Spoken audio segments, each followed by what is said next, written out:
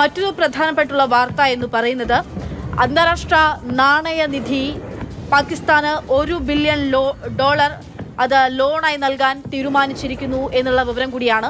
India അതിൽ ശക്തമായിട്ടുള്ള എതിർപ്പ് രേഖപ്പെടുത്തിയിരുന്നു. പാകിസ്ഥാന് പണം നൽകുന്നതിൽ, പൈസ കടം കൊടുക്കുന്നതിൽ. പക്ഷേ ഇപ്പോൾ അന്താരാഷ്ട്ര നാണയനിധി $1 ബില്യൺ ലോണായി നൽകാനുള്ള തീരുമാനം എടുത്തിരിക്കുകയും ചെയ്തിരിക്കുന്നു.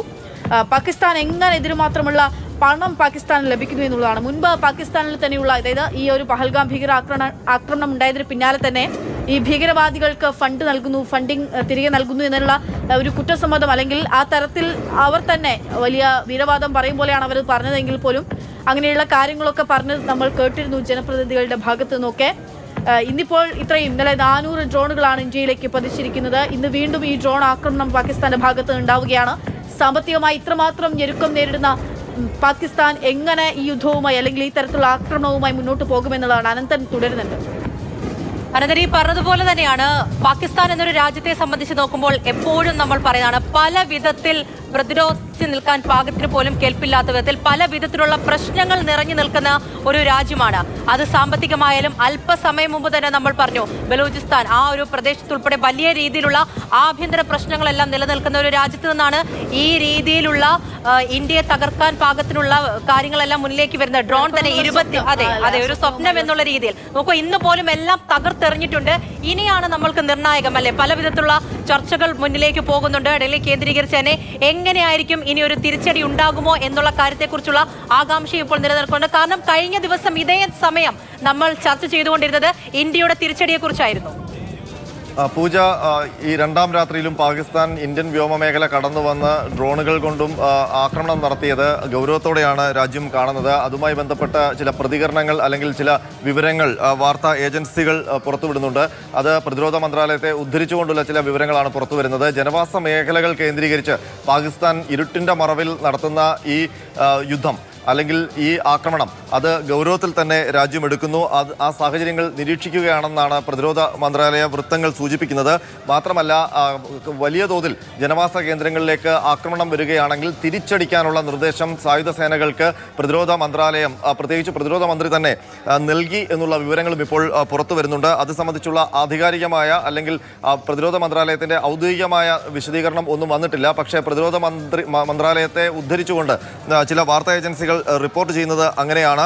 മാത്രമല്ല, ഇങ്ങനൊരു തീരുമാനത്തിലേക്ക് പോകാനുള്ള കാരണം ഇന്നലെ വന്ന ഡ്രോണുകളെ അപേക്ഷിച്ച് ഇന്ന് രാത്രിയിൽ ഇന്ത്യ ലക്ഷ്യമാക്കി വന്ന ഡ്രോണുകൾ അത് വലിയ അപകടകാരികളായ ഡ്രോണുകളാണ് എന്നാണ് ഇപ്പോൾ പ്രതിരോധ മന്ത്രാലയം വിലയിരുത്തുന്നത്.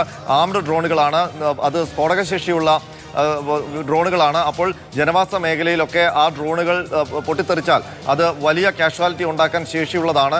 മാത്രമല്ല, ഇന്ന് ഏതാണ്ട് 26ഓളം കേന്ദ്രങ്ങൾ ലക്ഷ്യമിട്ടാണ് പാക് ആക്രമണം ഉണ്ടായത്. അതിൽ തന്നെ സൈനിക കേന്ദ്രങ്ങളും ജനവാസ കേന്ദ്രങ്ങളും ലക്ഷ്യമിട്ട് ഡ്രോണുകൾ വന്നിരിക്കുന്നു എന്നുള്ളതാണ്.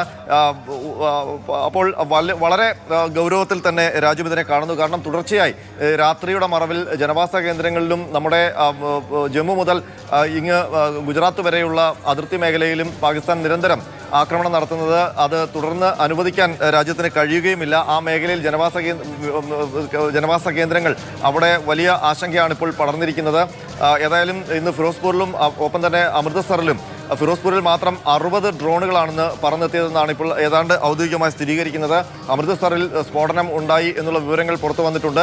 ഫിറോസ്പൂരിലാണ് നാട്ടുകാർക്ക് പരിക്ക് ഏൽക്കുന്ന സ്ഥിതി ഉണ്ടായത്. ഏതായാലും ഈ രാത്രിയിൽ നിർണായകമായ ചില തീരുമാനങ്ങൾ രാജ്യം കൈക്കൊള്ളും എന്നുള്ള കാര്യം ഉറപ്പാണ്. അതിനൊപ്പം തന്നെ പാകിസ്ഥാന്റെ ഈ നീക്കം എന്തിനു വേണ്ടിയാണ് എന്നുള്ള കാര്യവും ആശങ്കയോടെയാണ്, അല്ലെങ്കിൽ വളരെ ജാഗ്രതയോടെയാണ് രാജ്യം കാണുന്നത്. കാരണം നിരന്തരം ഡ്രോണുകൾ കൊണ്ട് 2 രാത്രികൾ തുടർച്ചയായി നടത്തുന്ന ആക്രമണം അതിന് മറ്റേതെങ്കിലും ആക്രമണം മുൻപ് തുറക്കാനുള്ള ഒരു ഭാഗമാണോ എന്നുള്ള കാര്യവും സംശയിക്കുന്നുണ്ട് രാജ്യം. അതുകൊണ്ട് തന്നെ സായുധ സേന സുസജ്ജമായി നിൽക്കുകയാണ്. പാകിസ്ഥാന്റെ ഭാഗത്തുനിന്ന് ഏത് രീതിയിലുള്ള പ്രകോപനം ഉണ്ടായാലും കനത്ത തിരിച്ചടി നൽകാനുള്ള സജ്ജീകരണങ്ങൾ ഒരുക്കിയിട്ടുണ്ട് എന്ന് തന്നെയാണ് പ്രതിരോധ മന്ത്രാലയത്തിന്റെ വൃത്തങ്ങൾ സൂചിപ്പിക്കുന്നത്. അതിനൊപ്പം തന്നെ നേരത്തെ സൂചിപ്പിച്ചതുപോലെ തന്നെ പാകിസ്ഥാനിൽ ബലൂചിസ്ഥാനിൽ വലിയ തോതിൽ പാകിസ്ഥാൻ എതിരെ പ്രക്ഷോഭം കടുപ്പിച്ചിരിക്കുന്നു BLA. മാത്രമല്ല ബലൂചിസ്ഥാൻ പ്രത്യേക രാഷ്ട്രമായി സ്വതന്ത്ര രാഷ്ട്രമായി പ്രഖ്യാപിക്കണം, അതിനെ അങ്ങനെ അംഗീകരിക്കണം എന്നുള്ളൊരു ആവശ്യം കൂടി BLA ലോകത്തോട് വിളിച്ചു പറയുകയും ചെയ്യുന്നു. ഈ ഘട്ടത്തിൽ 4 സ്ഥലങ്ങൾ കേന്ദ്രീകരിച്ച് പാകിസ്ഥാൻ പോലീസിനും പാകിസ്ഥാൻ പട്ടാളത്തിനുമെതിരെ ബലൂച്ച് ലിബറേഷൻ ആർമിയുടെ ഭാഗത്ത് നിന്ന് ആക്രമണമുണ്ടായിരിക്കുന്നു. ക്വറ്റയിൽ നിന്ന് ബലൂചിസ്ഥാൻ ആകെ ഈ പിടിച്ചെടുക്കുന്ന ഒരു രീതിയിലേക്ക് BLAയുടെ പ്രവർത്തനങ്ങൾ നീങ്ങുന്നു എന്നുള്ള വിവരങ്ങളുമാണ് അവിടെ നിന്ന് വരുന്നത്. അതിനിടയിലാണ് പാക് പ്രൈം മിനിസ്റ്ററുടെ നേതൃത്വത്തിൽ പാക് ആർമി ചീഫിന്റെ നേതൃത്വത്തിൽ സൗദി വിദേശകാര്യ സഹമന്ത്രിയുമായി പാകിസ്ഥാനിൽ കൂടിക്കാഴ്ചകൾ നടക്കുന്നു എന്നുള്ള വിവരങ്ങൾ വരുന്നത്. അതിനൊപ്പമാണ് ഇപ്പോൾ IMF പണം അനുവദിച്ചു എന്ന് പാക് പ്രധാനമന്ത്രിയുടെ ഓഫീസിന്റെ പ്രഖ്യാപനവും വരുന്നത്. ഏതായാലും വലിയ ദാരിദ്ര്യത്തിലേക്ക് പോകുന്ന ഒരു സ്ഥിതിയിൽ നിന്നുകൊണ്ടാണ്, സാമ്പത്തികമായി വലിയ പ്രതിസന്ധിയിൽ നിൽക്കുന്ന ഒരു ഘട്ടത്തിലാണ് പാകിസ്ഥാൻ ഇത്തരം ഒരു യുദ്ധ